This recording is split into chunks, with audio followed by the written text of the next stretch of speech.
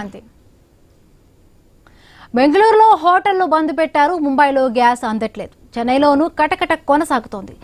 మన దగ్గర ఏంటి పరిస్థితి? ఇక కేంద్ర రాష్ట్ర ప్రభుత్వాలు ముందు చూపుతో వ్యవహరించాలని వ్యాపారులు కోరుతూ ఉన్నారు. ధరలు పెరగకుండా చర్యలు తీసుకోవాలని కోరుతూ ఉన్నారు. గ్యాస్ బండ అదనపు భారం కాకుండా చూడాలని కోరుతున్న బెజవాడ హోటల్ వ్యాపారులతో మా ప్రతినిధి Harish face to face. Gas వినియోగం సంబంధించి ధరల పెరుగుదల ప్రభావంతో హోటల్ రంగం పైన కుటీర పరిశ్రమగా ఉంటున్నటువంటి చిన్న చిన్న ఫుడ్ స్టాల్స్ పైన కూడా పెద్ద ఎత్తున ప్రభావం వస్తున్నటువంటి పరిస్థితి కనిపిస్తుంది.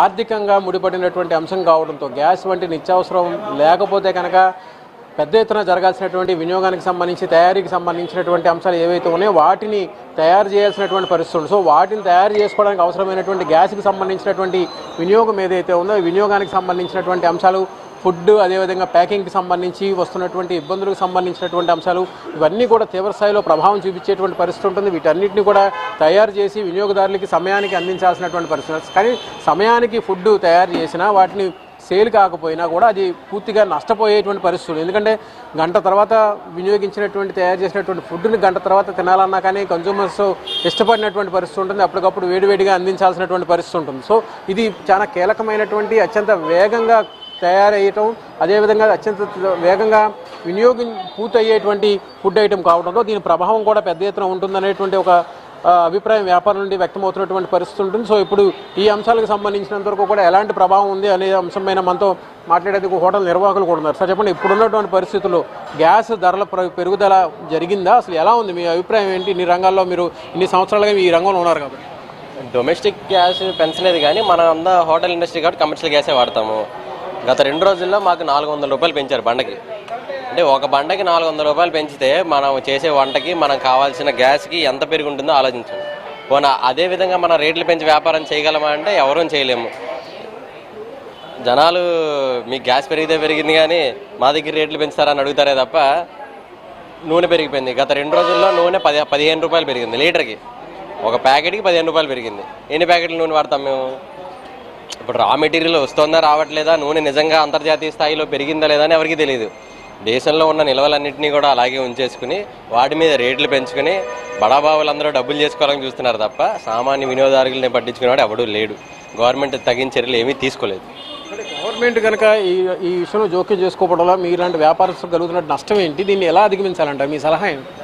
నష్టం అంటే గవర్నమెంట్ క్లియర్ గైడెన్స్ రిలీజ్ చేయాలండి. ఇప్పుడు గ్యాస్ ఉంది అని చెప్పి ఒక పక్కన నోటీస్ రిలీజ్ చేశారు చేయడం గవర్నమెంట్ వాళ్ళు. 40 రోజులకో 50 రోజులకో సరఫరా నిల్వలు ఉన్నాయి మన దగ్గర అని చెప్పారు. అలా చెప్పినప్పటికీ కూడా రేటు పెంచాల్సిన అవసరం ఏముంది?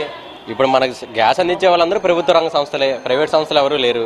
హెచ్పి అవనివ్వండి, బీపీసీఎల్ అవనివ్వండి, ఇండియన్ అవనివ్వండి, వాళ్ళందరూ ప్రభుత్వ రంగ సంస్థలే. వాళ్ళందరికీ ఖచ్చితంగా స్టాక్ ఉంది 40 రోజులకి 50 రోజులకు. స్టాక్ అయిపోయినప్పుడు పరిస్థితి ఆలోచించుకోవాలి కానీ స్టాక్ ఉన్నప్పుడే మీరు 400 రూపాయలు పెంచడం న్యాయం కాదు కదా. సో గవర్నమెంట్ క్లియర్ గైడ్లైన్స్ ఇవ్వాలి మిగతా సంస్థలందరికీ.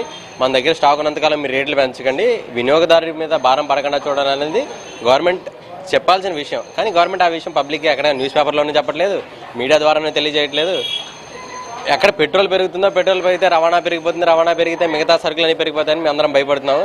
ఇదే రకంగా కొనసాగితే మాత్రం మేబీ ఇంకో 15-20 రోజులు అందరం మూసుకుని తల మీద చేతులు పెట్టుకుని కూర్చోవాల్సిన పరిస్థితి వస్తుంది.